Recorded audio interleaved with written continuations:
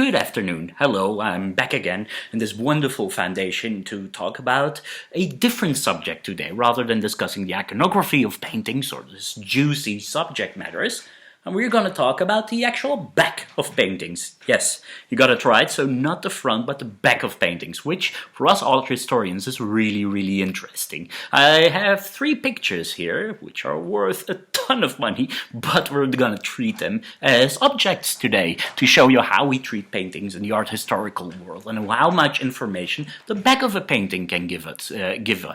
Well, let's start with this. Well, you might recognize it from one of my previous talks. Let's start with this lovely little Pieter Bruegel here, the lovely little mouse with the insects and all the shrubbery on it.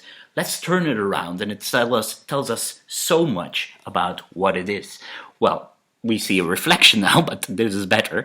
If you look close, you see behind a piece of glass, we see that this picture is not made on canvas, not made on wood, but made on a piece of copper. That's why this painting is hidden behind a little piece of glass, not to damage the copper. And copper was often used to, especially in the north, where we are now, like the Netherlands, they used copper plates because you can really manage the paint really well on that, and also the reflection of the copper kind of shines through the paint, which you see here on the back. It's just a brushed up piece of copper but creates these almost enameled really thin paintings. Actually, I was just told by the owner of this painting that having it on copper has also the bad sides.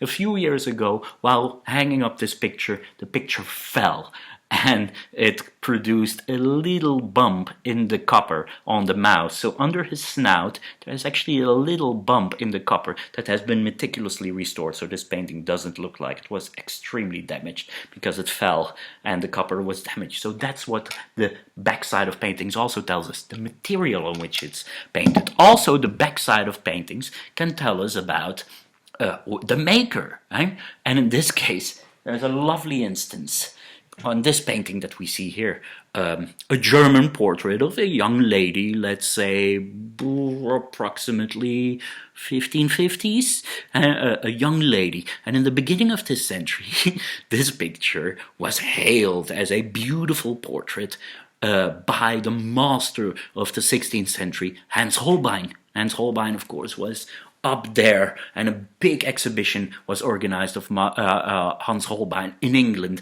and this picture was featured on this exhibition. Now it is a totally different picture by a rather minor German painter. But if we turn the picture around again, we see that here is the sticker for the exhibition at the Royal Academy in London, saying it is a picture by Holbein, and it is sent to the curator of the Royal Academy in London as a Holbein, praising the picture. And this was one of the most valuable pictures on that exhibition. But now, you see here is a sticker from a later exhibition, and here a totally different minor German master is mentioned on the sticker. So look at always, if you buy a painting, look at the back of the picture, because that tells a lot about who or who not it may be. So the labels aren't always right, they lie sometimes.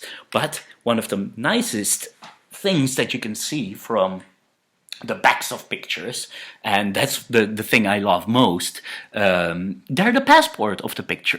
It is funny that whenever you lend a picture out for an exhibition, you put a little sticker on it, or the exhibitor puts a little sticker on it where the painting has been and what it has been. I have a painting here in my hands by a wonderful master called Roland Savary, a master of the lovely the paintings of flowers and stuff from all over the world, including insects here. But that doesn't matter. If we turn the picture around, we see this.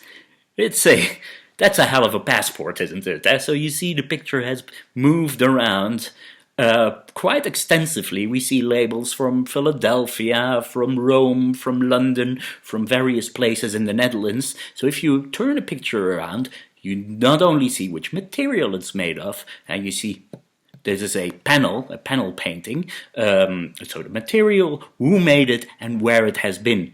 As it is, the passport of the painting. So maybe you thought it was nice to look at the backs of paintings. I think it is. Okay, Have a nice day. Cheerio. Bye.